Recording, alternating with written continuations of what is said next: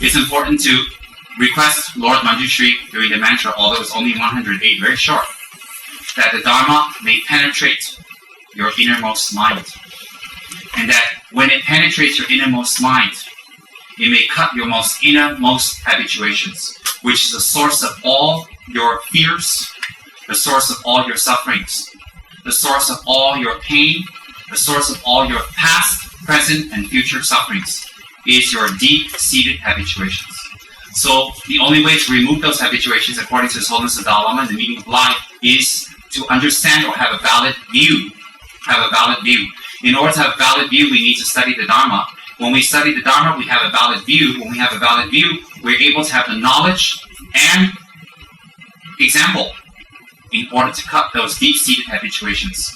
Our enemies of all, the author of all of our individual sufferings is those deep-seated habituations. So those who engage in study and reading and understanding and happily attend class, they really want to destroy the deep-seated unhappiness. So when they complain, there's some leeway. For those who try to avoid class, for those who don't study at the last minute, who don't take the time away, make excuses to miss class or never to even apply effort, then those beings are not bad.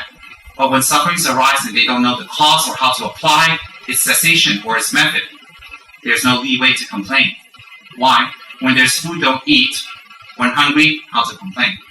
So we invoke upon Lord Manjushri's power, not for any other items that we invoke Buddhas for.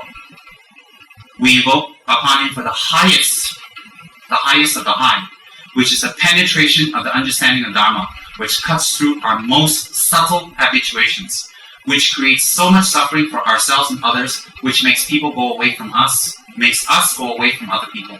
And that is what we need to pray to Manjushri for. That is most important.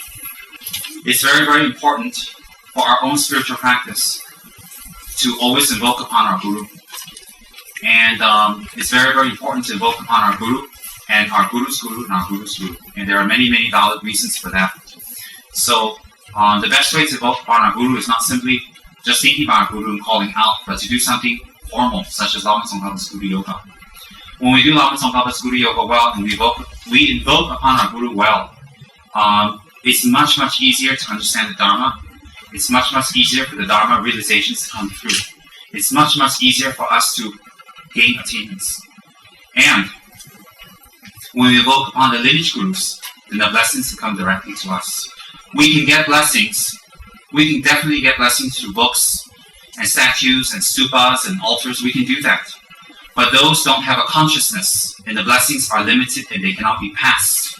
There's no oral transmission. When we receive Dharma from a living guru, the living guru has a consciousness. That consciousness in which the teachings are stored are passed to you. So when you receive the teachings directly from your guru or directly from a teacher, as opposed to from a book, there's a major difference in attainments. From a book, it is not possible to gain attainments. From a Lama, it is possible. Therefore, according to His Holiness the 14th Dalai Lama, those Tantra gurus or those Lamas who can teach us the Dharma and pass us the lineage are highly revered. Much more revered than books and statues and altars, because they are living and they are with us and they can transmit the real teachings to us alive and put it in our minds. That's one. Second, when we are far away from our teachers, when we are far away from teachers, or when we're in a place where we're not allowed to have teachings, or in a place that it's not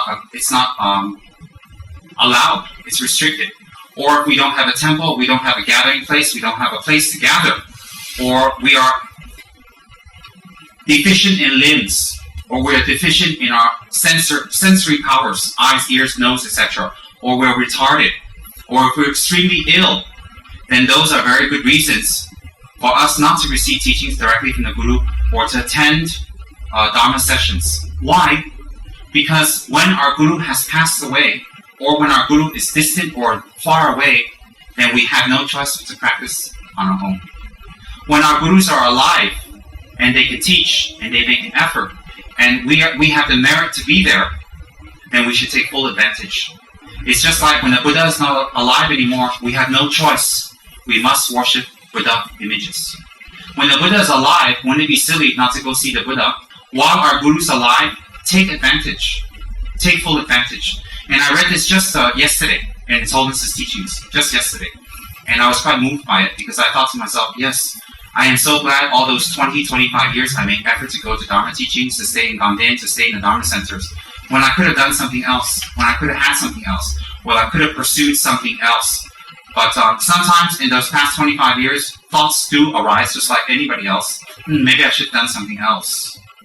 Maybe I should have pursued my own career that I wanted to do. Maybe I should have done this and maybe I should have done that. So when I thought about what His Holiness the Dalai Lama said, it really, really was nectar for me. Because while my gurus are alive, while I can get teachings, why do I scheme or why do I pursue to please a statue, an empty Dharma book or empty shrine? Wouldn't it be better to worship and to listen and to be near and to propagate and to help and to disseminate and also to assist one that is alive?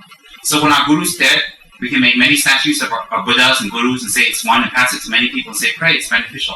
While our guru's alive, we don't get teachings, we don't pursue the teachings, and we don't push ourselves to gain attainments and practice, and we worship statues, then we're no better than idolaters. We're not bad, but I'm telling you, a more beneficial method. Remember, none of the Dharma is ever designed to scold us or to hurt us. No. It is designed to point out in us what we can improve to make a happier situation for ourselves. And that's very, very important, all right? And also, we have a beautiful Dharma center through the efforts of many people in many, many ways. So we should fully utilize it. Fully utilize it. When we utilize it together, the karma that we create, the merit we create is that it will become more and more and more full. More and more bigger and more beneficial. Remember, we are not into numbers. We have never been, I have never been, you have never been into numbers, but we're into benefiting others. So if there's more people attending Dharma talk, there's more benefits. More benefit. So it's wonderful, it's wonderful like that. I want to make these teachings very serious because I don't want to hear any belly aching, blah, blah, blah, blah, blah, blah, blah, blah, blah, blah, blah. I don't want to hear it. Why don't I want to hear it? We should treasure Dharma. Let me tell you all something. I'm alive. I'm in front of you. I'm breathing. I'm relatively healthy. Take advantage of it. Get as much teachings as you can from me. When I have pujas and activities, show up. And when I give you practices, do it. In front of me, do your practices as much as possible. If you mess up, I can correct you and help you. After I'm gone and dead, you can pray at home. You can pray in a mountain. You can pray in a cave. You can go on pilgrimage, you can do anything you want after I'm dead. Why? That's all you can do. Unless you go back to the barrel and find something better. I'm sure you will. I'm alive. Don't make excuses. I'm here. It is due to the efforts of many people that I'm here. And in return for their kindness, I must do my job. I'm here, and I speak your language. You don't have to give me my visa. You don't have to pay for my ticket. You don't have to do anything for me. Nothing. I'm here. Take advantage of it. Don't lose the chance. I'm not that great, but get what you can out of me before you move on. Remember that. After I am dead, do as you like, wherever you like, whatever practice you think you're doing. And focus strongly. When Sawarinchi passed away, it was the most difficult day of my life. But I continue.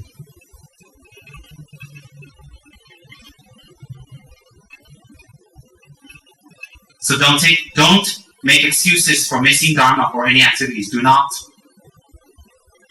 Do not.